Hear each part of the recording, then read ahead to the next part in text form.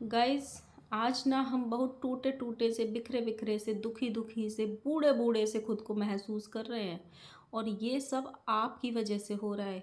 इसका जिम्मेदार सिर्फ और सिर्फ आप हो। ना आप हमको इतना प्यार देते, ना हम इस गोले पे बने रहते, और ना रात को जो हमने मंजर देखा जिसके कारण हमें ये सदमा लगा, ना हम वो मंजर देखते। तो इसका कारण आप हो।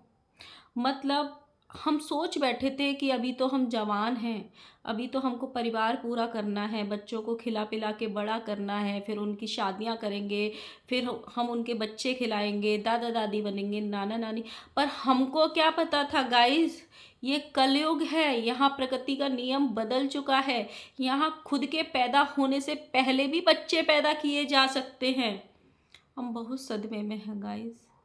मतलब हम इज्जत देते रहे लोगों को, आंटी जी, माता जी, राजमाता जी, इस तरीके के नामों से हमने नवाजा। हमें क्या पता था वो हमसे 6 साल छोटी निकलेंगी गाइस। हमको बचपन में ना अक्सर स्कूल में जो हमसे बड़ी क्लास के बच्चे रहते थे या रिश्तेदार आके बड़ा क्वेश्चन करते थे बिठा के। अकल बड़ी की भैंस, भैंस बड़ी की अकल, अंडा पहले आया कि मुर्गी, मुर्गी पहले आई कि अंडा। हमको आज पता चला कि नहीं भाई, पहले सारे अंडे आए, फिर मुर्गी ने उन अंडों को पाला। So hello guys, Radhe Radhe, जय श्री कृष्णा। स्वागत है एक और नए वीडियो में। आई होप सब अच्छे होंगे, स्वस्थ होंगे, मस्त होंगे, और जहाँ भी होंगे तंदुरुस्त होंगे। अगर आपको मेरी वीडियो अच्छी लगती है तो प्लीज़ गाइज वीडियो को लाइक करना, कमेंट करना है, चैनल को सब्सक्राइब कर लेना नोटिफिकेशन वाली घंटी के साथ में। गाइज, जिसको भी बूढ़ा बूढ़ा सा महसूस हो रहा है और आप कितने साल बड़े निकल गए, कितने साल बूढ़े निकल गए, आज कमेंट ज़रूर करना। हम दोनों का दुख साझा हो जाएगा, मेरा दुख हल्का हो जाएगा। क्या पता आप मुझसे भी बूढ़े निकल जाएं। तो 10-12 दिन से ना जो भी यहाँ पे चल रहा है, बहुत अजीब अजीब सी चीज़ें सामने आ रही हैं। कभी कोई कोई स्टेटमेंट दे देता है, कभी कोई दे देता है, कभी कार्रवाई के नाम पे कोई कुछ जवाब दे के चला जाता है। जो भी कार्रवाई हमने देखी ना, वो ऑडियंस को बिल्कुल भी पसंद नहीं आई। किसी के भी घर में एक बिना नोटिस के, बिना ही एफआईआर के लोग घर में घुस गए, और वो जिनके खिलाफ कार्रवाई करनी थी वो उस घर में नहीं मिले, तो किसी के पिताजी को थाने में बिठा के बेइज्जत किया गया, उसका लाइव किया गया, जिसके अगेंस्ट में लोगों ने आवाज़ उठाई कि आप किस बेस पे किसी के घर में ऐसे घुस सकते हो। मतलब ऐसी दादागिरी, ऐसा गुंडागिर्दी का अधिकार आपको किसने दिया। ये बहुत सारे मतलब ऑडियंस ने ये आवाज़ उठाई कि आपको जिस इंसान से प्रॉब्लम थी, आपको उस इंसान को नोटिस भेजना था, उस इंसान पे दबाव डालना था, वो उस इंसान को थाने में बिठाना था। उस इंसान को आप अपनी ऑडियंस को दिखाते तो शायद लोगों को समझ में आती, लेकिन जो उनके पिताजी को शब्द बोले जा रहे थे कि ये है उसका बाप, ये देखो इसका बाप मुंह छुपा रहा है, ऐसे बाप को तो ये कर लेना चाहिए, ऐसी बेटी को तो ये कर देना चाहिए, ऐसे पिताजी को, इस तरीके के जो शब्द बोले गए थे, उनसे बहुत सारी ऑडियंस ने आवाज़ उठाई थी। लोगों का सबसे बड़ा क्वेश्चन यही था कि कोई भी पुलिस, कोई भी क्राइम ब्रांच, कोई भी इंसान रात को 10 बजे, रात को 2 बजे किसी के भी घर में बिना किसी नोटिस के, बिना किसी एफआईआर के कैसे घुस सकती है। क्योंकि जिनके घर में घुसा गया था उन्होंने ये आके स्टेटमेंट दे दिया था कि उनके पास ना कोई नोटिस आया, ना कोई एफआईआर की कॉपी उनको मिली, तो किस बेस पे उनके घर में घुसे थे। तो इसका बहुत सारे लोगों ने समर्थन भी किया कि ऐसा कैसे हो सकता है भाई। और उस परिवार की जो मुखिया थी, उन्होंने ये खुले में ऐलान भी कर दिया उसके बाद कि अब जो भी हमारे अगेंस्ट में बोलेगा, जो भी हम पे उंगली उठाएगा, जो हम पे क्वेश्चन मार्क लगाएगा, अब हमें किसी का डर नहीं है। हम ऐसे ही पुलिस लेंगे और सबके घर में घुसेंगे और ऐसे ही सबके माँ बापों को बेइज्जत करेंगे। बहुत सारी जगह से ये स्टेटमेंट भी आए थे कोई और रिएक्शन वालों के लिए कि अब तेरी बारी है, अब तेरे माँ बाप को भी घर में से खींच के लाएंगे। कुछ अंधभक्त बाकी सब जगह भी जा रहे हैं, मेरे कमेंट सेक्शन में भी आते हैं कि अब तेरे माँ बाप की बारी है, तेरे माँ बाप को भी थाने में देखेंगे, ये बला बला आते रहते हैं। लेकिन उसके बाद शायद प्लान बनाया कि लोगों की आवाज़ ज़्यादा उठ रही है, तो एक एफआईआर की गई। घर में घुसा 11 तारीख को और एफआईआर की गई है 13 तारीख को। अब शायद उसका जवाब भी वो लोग दे देंगे, क्योंकि वो लोग इतने पढ़े लिखे हैं, कानून के जानकार हैं, पुलिस को लेके गए थे क्राइम ब्रांच को, तो हो सकता है इन बातों के जवाब भी उनके पास होंगे कि पहले घर में घुसते हैं, कि पहले नोटिस जाता है, कि पहले क्राइम ब्रांच वाले घर में घुस जाते हैं, कि पहले एफआईआर होती है। क्योंकि हमने शायद कानून अलग तरीके से पढ़ा है, हो सकता है कि अब कानून के रूल्स चेंज हो गए हों, तो एक एफआईआर हुई थी, लेकिन एक इंसान पे नहीं हुई थी, उसमें 5-6 लोगों को और लपेटा गया है। अब वो किस बेसिस पे लपेटा गया है, किस किस के नाम हैं, 2 के नाम यहाँ पे सामने आ गए, एक जो रिएक्शन वाली हैं उनके, जहाँ पे ये लोग गए थे, और एक जो इनकी एक्स पीआर हैं उनका नाम सामने आया है कि उनके ऊपर। आप सोचो कि एक औरत जिसने 1 साल तक एक परिवार की सिर्फ गुलामी की है, आज अगर उनका चैनल खोल के देखा जाए तो सिर्फ उसकी गुलामी वाले वीडियोस आएंगे, मतलब उनके फेवर वाले, अंधभक्ति वाले। लेकिन जब उसने रास्ता चेंज किया तो उस पे एफआईआर की गई, 1 नहीं 2 नहीं 3 जगह से एफआईआर की है, ऐसा बोला जा रहा है। अब कौन सा एक्ट लगाया है, कौन सी धारा लगाई है, वो समय के साथ पता चलेगा। वैसे उन्होंने वीडियो में कुछ और ही बोला था कि मेरे ऊपर ये धारा लगी है।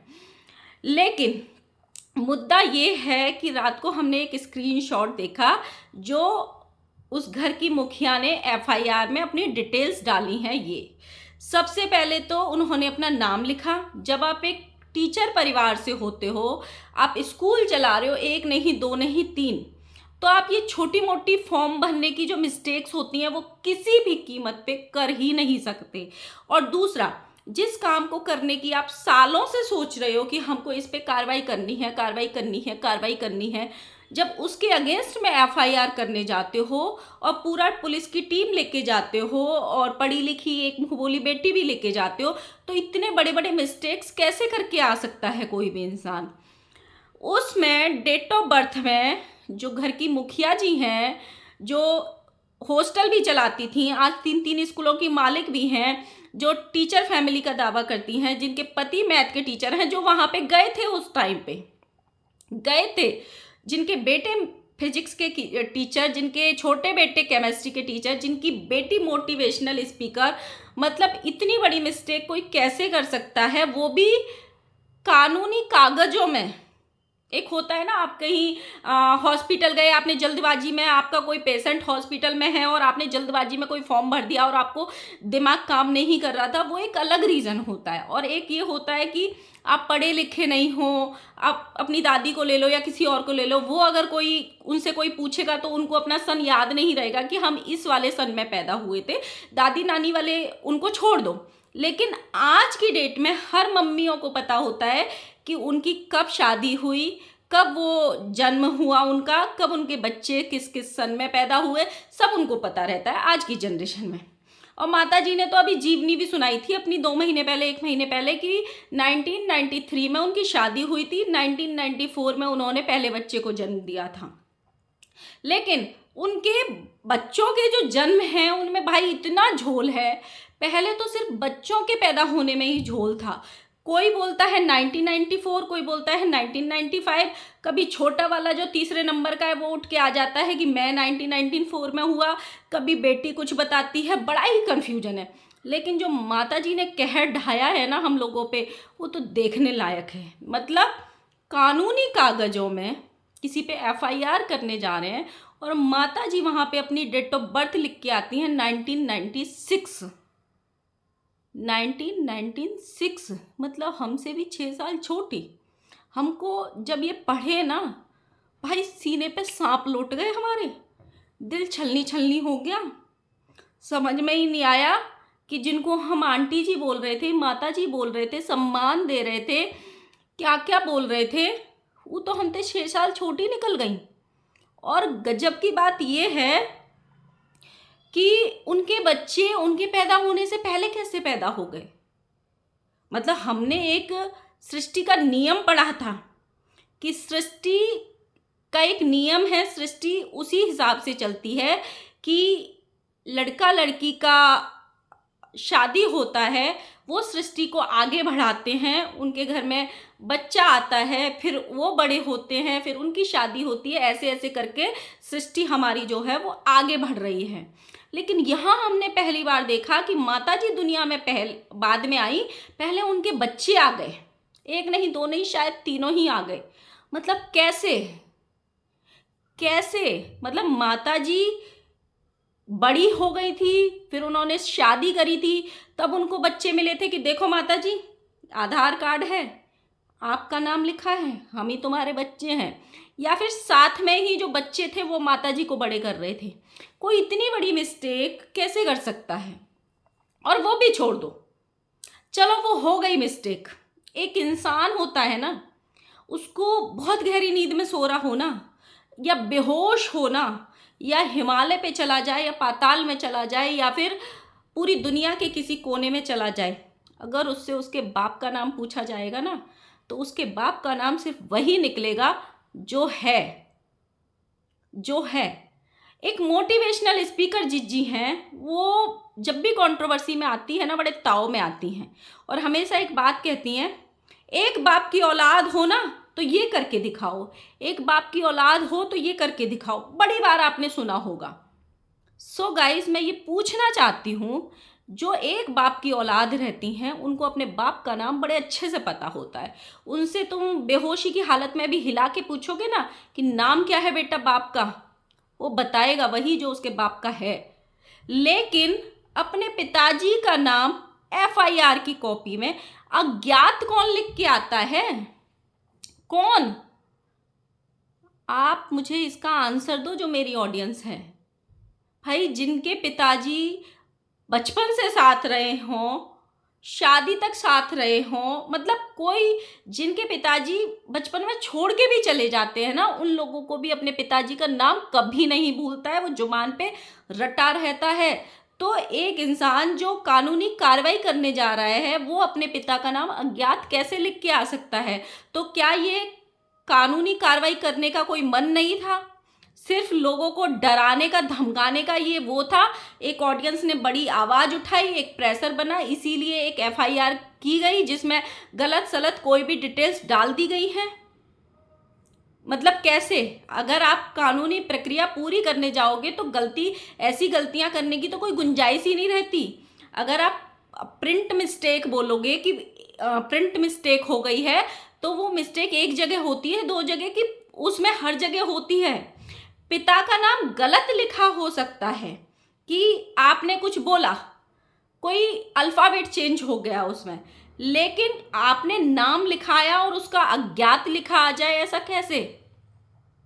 कैसे हो सकता है? मतलब ये जो कानूनी कार्रवाई की गई है वो हबड़ तबड़ में की गई है, सिर्फ लोगों में अपना ये बताने के लिए कि देखो जी हमने FIR कर दी है, लेकिन उसमें कोई भी डिटेल्स, जब इंसान अपनी ही सही नहीं दे रहा है, जो FIR कर रहा है, तो जिस पे कर रहा है उसकी सही डिटेल्स आपको कैसे मिलेंगी? आप कैसे मांगने का वो अधिकार रखते हो कि वो आपको सहयोग करेगा उस कार्रवाई में? भाई, इनके यहाँ इतना घोटाला है, मतलब अब तक बच्चों के जो डेट ऑफ बर्थ थी ना उसमें ही घोटाला था, और अब तो माता जी ने ये डेट ऑफ बर्थ बता के ना अपनी कहर ढा दिया अपना। बहुत बूढ़ा बूढ़ा सा फील हो रहा है भाई हम लोगों को, बहुत बूढ़ा बूढ़ा सा, मतलब ऐसे लग रहा है कि जीवन पूरा हो चुका है बस हमारा।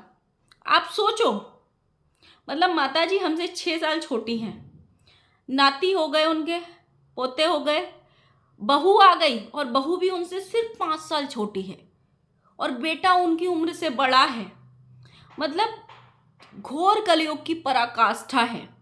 मतलब हमने एक, क्या ही बोले गाइज, आज हमारे पास शब्द नहीं है।